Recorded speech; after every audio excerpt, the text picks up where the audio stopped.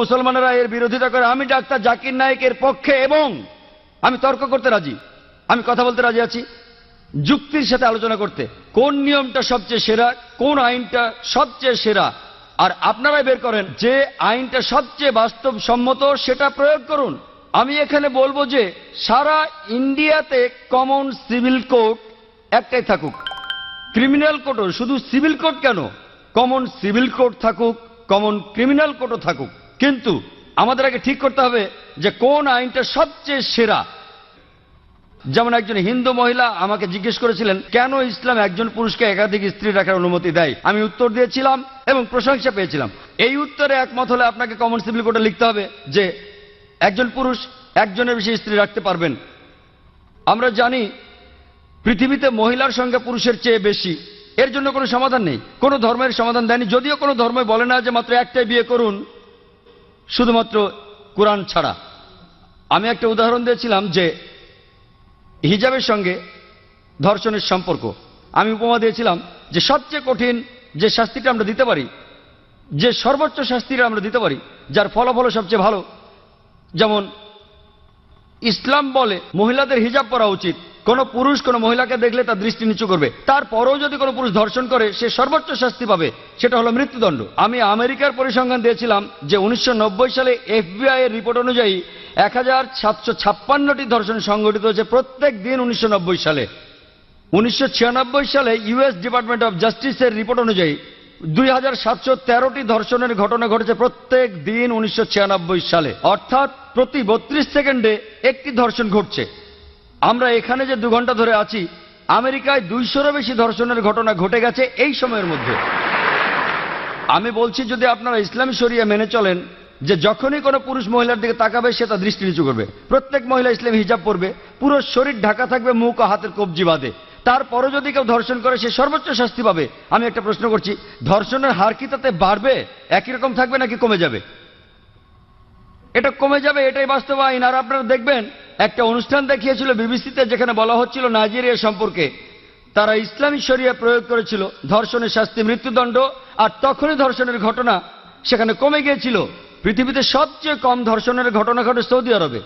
আমি সৌদি আরবের পক্ষে বলছি না, তবে যেটা ভালো তার প্রশংসা করা উচিত। আমি অভিনন্দন জানাই LK আদভানিকে। আমার মনে পড়ছে কয়েক বছর আগে 1999 সালে অক্টোবর মাসে তিনি একটা বিবৃতি দিয়েছিলেন স্বরাষ্ট্রমন্ত্রী হিসেবে যে মৃত্যুদণ্ডই হবে একজন ধর্ষকের শাস্তি। তাকে অভিনন্দন জানাই, তিনি ইসলামের কাছাকাছি এসে গেছেন। হয়তো এর পরে স্বরাষ্ট্রমন্ত্রী বলবেন যে সব মহিলাদের হিজাব পরা উচিত। হ্যালো, আসসালামু আলাইকুম। আমার নাম ইয়াসির ফাহামি, আমি এসেছি ইরান থেকে। আমি যেটা জানতে চাই, আপনি নিশ্চয়ই সালমান রুশদির স্যাটানিক ভার্সেস পড়েছেন। একজন মুসলমান হিসাবে কেউ বইটা পছন্দ করবে না। আপনি কি মনে করেন যে ইমাম খোমেনি যা করেছিলেন তিনি কি ফতোয়াটা দিয়ে ঠিক করেছিলেন? এটাই আমার মূল প্রশ্ন। ইমাম খোমেনি যা করেছিলেন ফতোয়া জারি সালমান রুশদির বিরুদ্ধে, সেটা কি ঠিক ছিল? আপনি প্রশ্ন করেছেন সালমান রুশদি সম্পর্কে ইমাম খোমেনি যে ফতোয়া জারি করেছিলেন সেটা ঠিক ছিল কিনা। আমার প্রশ্ন হচ্ছে কেন ইমাম খোমেনি ফতোয়া জারি করলেন 1 বছর পরে? যে দেশ সবার আগে সালমান রুশদির স্যাটানিক ভার্সেস নিষিদ্ধ করেছিল সেটা ইন্ডিয়া। আর আমি এই কাজটার জন্য রাজীব গান্ধীকে অভিনন্দন জানাই। কেন ইমাম খোমেনি সালমান রুশদিকে হত্যা করার ফতোয়া দিলেন 1 বছর পরে? কারণ তাকে নিয়ে কোনো খবর হচ্ছিল না। সবই রাজনীতি, রাজনীতির খেলা। আপনি যদি ফতোয়া দিতে চান আপনি সেটা দেবেন। বইটি পৃথিবীর বিভিন্ন দেশে সমালোচিত হয়েছে, অনেক দেশ নিষিদ্ধ করেছে, আর তিনি ফতোয়া দিলেন তাকে হত্যা করতে হবে। ঠিক না বেঠিক সেটা পরের কথা। এটাই হচ্ছে রাজনীতির খেলা, রাজনৈতিক সুবিধা, এইসবই রাজনীতির খেলা। কিন্তু রাজীব গান্ধী যা করেছিলেন হয়তো তিনি এটা জানতেন না। আমি আগেও এই স্যাটানিক ভার্সেস নিয়ে কথা বলেছি, যদিও বইটা ইন্ডিয়াতে নিষিদ্ধ। আমি বইটা পড়েছি। হয়তো জানেন সালমান রুশদি বলে যে সে মুসলমান ছিল, সে কাউকেই বাদ দেয়নি। তার বইতে সে রানী এলিজাবেথকে ছোট করেছে। আর সেই একই ব্রিটিশ সরকার এক আমেরিকান লেখকের বই নিষিদ্ধ করেছে অশ্লীল শব্দ ব্যবহারের জন্য, father, uncle, cousin, king, Margaret থ্যাচারকে উদ্দেশ্য করে। আর এই সালমান রুশদি শব্দটাকে আরো ভয়াবহ করলো ING যোগ করে। তারপরেও বইটা খুব জনপ্রিয়। তাহলে একজন আমেরিকান লেখক, তার বইটা নিষিদ্ধ হলো 4টা অক্ষর থ্যাচারকে বলার জন্য। আর এই লোক সালমান রুশদি সেটাকে ভয়াবহ করলো আইএনজি দিয়ে, সেই একই মার্গারেট থ্যাচারকে উদ্দেশ্য করে, কিন্তু সে পেল পুরস্কার। কেন?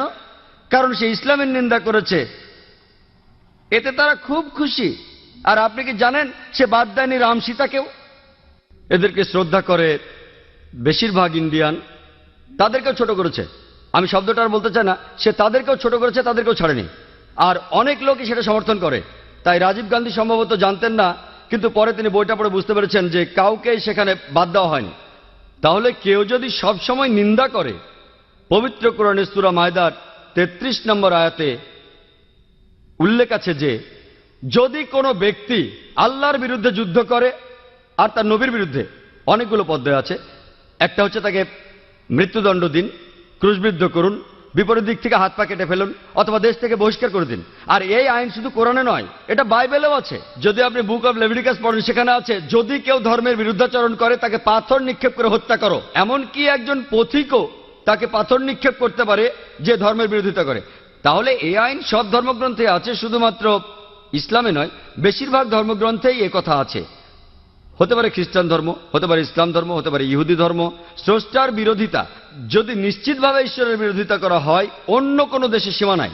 আমরা এখান থেকে ফতোয়া দিতে পারি না যে তাকে হত্যা করা হবে ইত্যাদি। যদি সেই দেশে ইসলামের আইন থাকে, কেউ স্রষ্টার বিরোধিতা করলে তার জন্য নির্দিষ্ট আইন এবং কিছু নিয়ম কানুন আছে। কিন্তু রাজনীতিবিদরা যা করেন, মুসলমান রাজনীতিবিদ হোক অথবা অমুসলমান রাজনীতিবিদ হোক, আমি দুঃখিত, আমি কোনো রাজনীতিবিদকে ছোট করতে চাচ্ছি না, সবাই না হলো আমি বলবো বেশিরভাগ, আপনি দেখবেন তারা নিজেদের সুবিধার জন্য আপোষ করছে।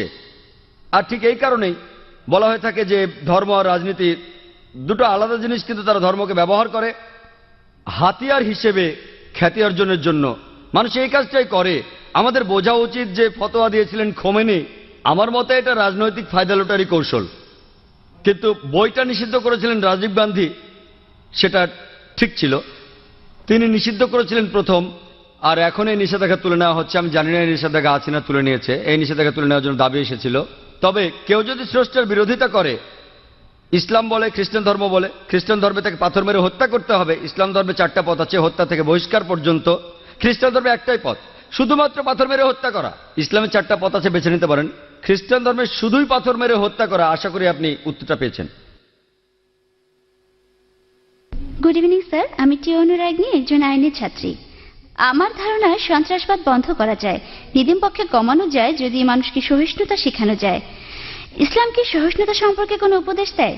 আর যদি দিয়ে থাকে, যাদের উপর ইসলাম ধর্মে এই দায়িত্বগুলো রয়েছে, মানে আমার মনে হয় ইসলাম ধর্মে, আমি আসলে শব্দগুলির সাথে পরিচিত না। হিন্দু ধর্মে যেমন গুরু আছেন, তেমনি ইসলাম ধর্মে যারা উপদেশ দেন অন্য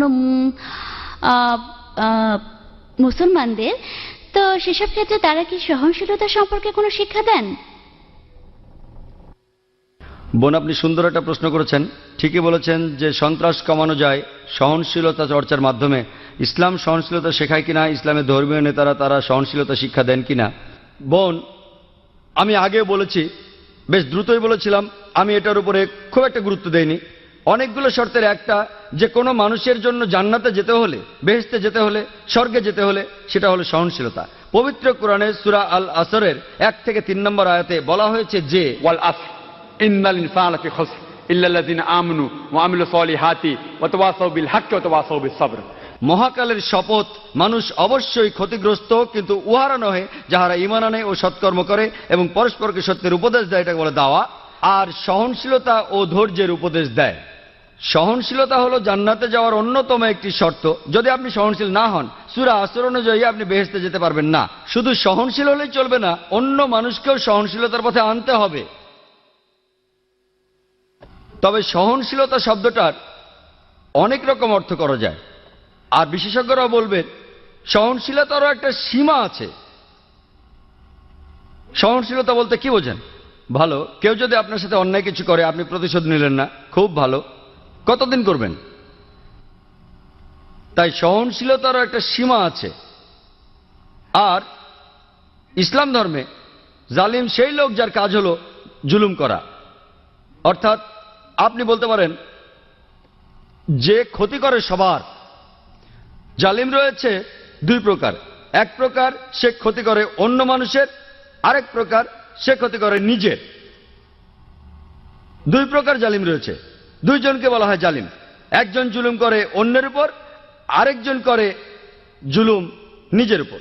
আমাদের প্রিয় নবী সাল্লাল্লাহু আলাইহি সাল্লাম বলেছেন, এর উল্লেখ আছে সহিহ মুসলিম হাদিসে, যদি তোমার চোখের সামনে অন্যায় কিছু ঘটে, যদি তুমি পারো সেটা বন্ধ করো তোমার হাত দিয়ে। যদি হাত দিয়ে বন্ধ করতে না পারো, বন্ধ করো তোমার মুখ দিয়ে, তোমার জিহ্বা দিয়ে। যদি জিহ্বা দিয়ে বন্ধ করতে না পারো, অন্ততপক্ষে মনে মনে নিন্দা করো যে কাজটা অন্যায়। আর তুমি যদি এটা করো, তুমি একেবারে নিচের স্তরের বিশ্বাসী, নিচের স্তরে। তাই আমাদের কি করতে হবে? সহনশীল হতে হবে, অন্যকে হতে বলতে হবে। যেমন আল্লাহ বলেছেন পবিত্র কোরআনে সূরা বাকারার 153 নম্বর আয়াতে, ইন্নাল্লাহা মা'আস সাবিরিন, নিশ্চয়ই আল্লাহ সবরকারীদের সাথে আছেন। যখন তুমি সবর করো, খেয়াল রাখবে যেন সীমা অতিক্রম না করে। এরও একটা সীমা আছে, সহনশীলতার একটা সীমা আছে। কোনো কিছু সীমা ছাড়ানোর আগে যদি আপনি দেখেন একজন মহিলাকে ধর্ষণ করা হচ্ছে, আপনি ওই মহিলাকে বলতে পারেন না সহ্য করেন, সমস্যা নেই। যদি আল্লাহ আমাকে শক্তি দিয়ে থাকেন, আমি যদি দেখি একজন মহিলা ধর্ষিত হচ্ছেন, আমি সেটা বন্ধ করার চেষ্টা করবো হাত দিয়ে। যদি না পারি তাহলে বলবো, আরে ভাই সাহেব ধর্ষণ করবেন না। মুম্বাইয়ের একটা খবর, একটা বাচ্চা মেয়ে, 13 বছরের একটা বাচ্চা মেয়ে, তাকে ধর্ষণ করেছে এক লোক। সেখানে 5 জন যাত্রী ছিল, তাদের মধ্যে একজন আপত্তি তুলল, সবাই বাধা দিয়েছিল। আরে 5 জন লোক একটা মাতালকে আটকে দিতে পারতো, 5 মাতাল, কিন্তু তারা কিছুই করেনি। মানবতার হয়েছেটা কি? মানুষ আজ কোথায় গিয়ে দাঁড়িয়েছে? 5 জন জোয়ান লোক সামলাতে পারে না একজন মাতালকে, যে মেয়েটাকে ধর্ষণ করছে। এটা কি সহনশীলতা? আমি বলবো কাপুরুষতা। সেজন্য আমি বলছি, যদি এই 5 জন লোক সন্ত্রাসী হতো, সন্ত্রাসী মানে যারা অসামাজিকদের মনে ভয় জাগায়, ওই মাতালটা এই কাজ করার সাহস পেত না। তাহলে বোন, আমরা উৎসাহ যোগাবো, চেষ্টা করব যাতে মানুষ আরো সহনশীল হয়, একই সাথে তারা যেন কাপুরুষ না হয়। খেয়াল রাখতে হবে অসামাজিক যা কিছু আছে সেগুলো যেন কমে যায়। আর সবাইকে একসাথে চেষ্টা করতে হবে, দেখতে হবে ওই লোকগুলো, ওই অসামাজিক লোকগুলো যেন অন্যায় থেকে বিরত থাকে। আশা করি উত্তর পেয়েছেন।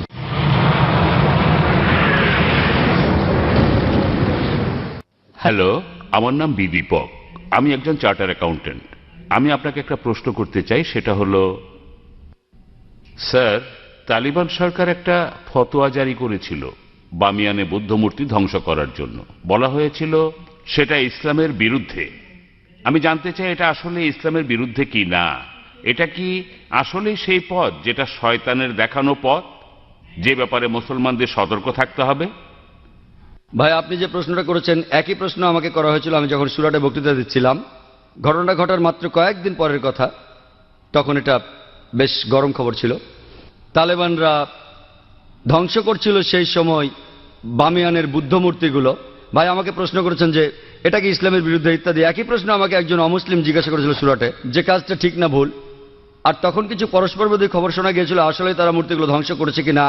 আর তাই তখন আমি বলেছিলাম যে আমি জানি না ওগুলো ধ্বংস করা হয়েছে কিনা, কিন্তু আজকে আমরা জানি যে এটা সত্য ঘটনা, ধ্বংস করা হয়েছে। কাজটা ঠিক না ভুল, আমি যা বলতে পারি যে আমি বিভিন্ন ধর্মের একজন ছাত্র হিসেবে বলছি, ঠিক না ভুল সেটা পরে বলছি। আমি যেটা বলতে পারি যে অবশ্যই তালেবানরা যদি তারা বুদ্ধ মূর্তিগুলো ধ্বংস করে থাকে, তারা যেটা করেছে তারা আসলে বৌদ্ধদের উপকারী করেছে।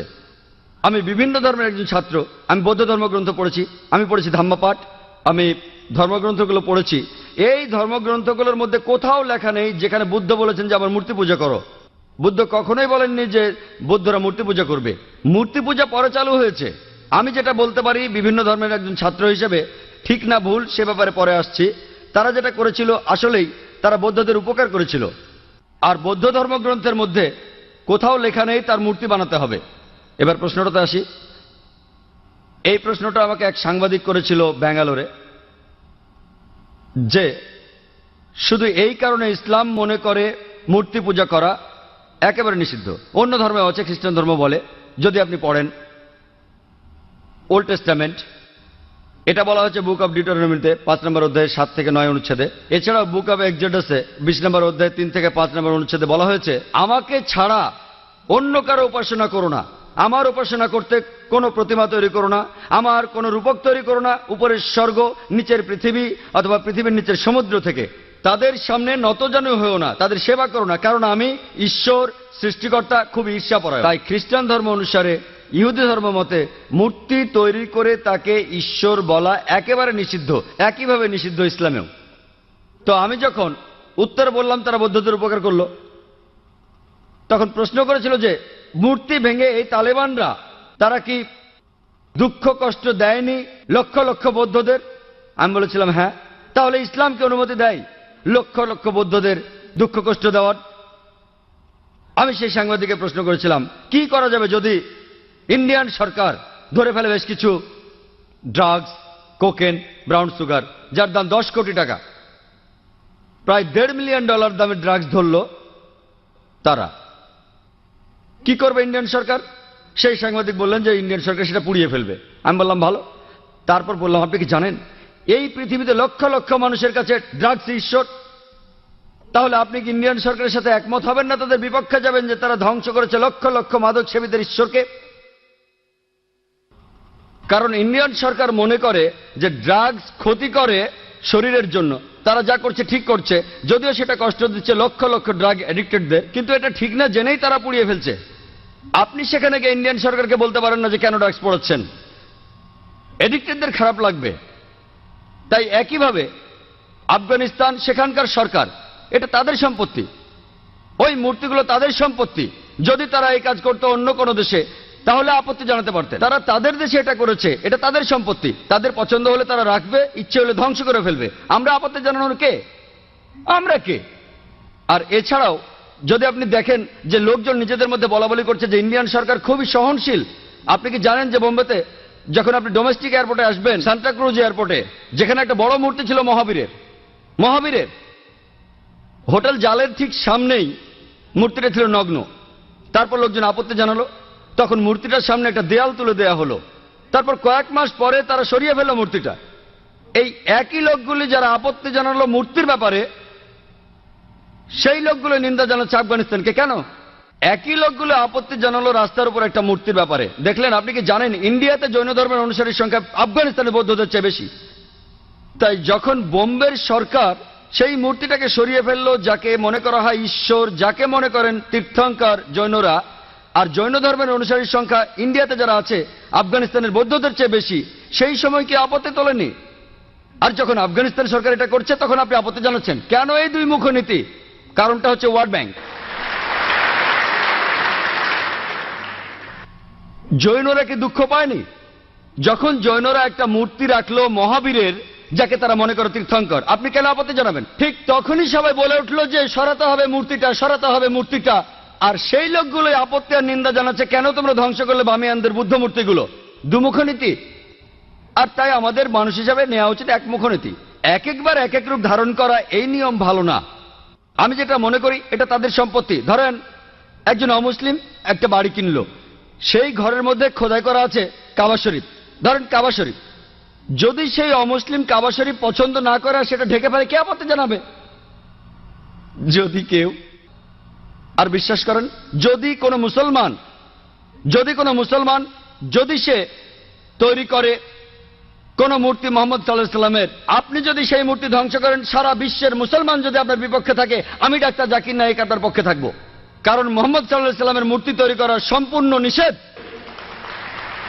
যদি কোনো মুসলমান পাগল মোহাম্মদ সাল্লাল্লাহু আলাইহি সাল্লামের মূর্তি তৈরি করে এবং তার পুজো করে, আর আপনি একজন অমুসলিম যিনি ইসলাম সম্পর্কে জানেন, আপনি যদি সেই মূর্তি ধ্বংস করেন, যদি সারা বিশ্বের মুসলমান আপনার বিপক্ষে থাকে, আমি ডাক্তার জাকির নায়েক আপনার পক্ষে থাকবো।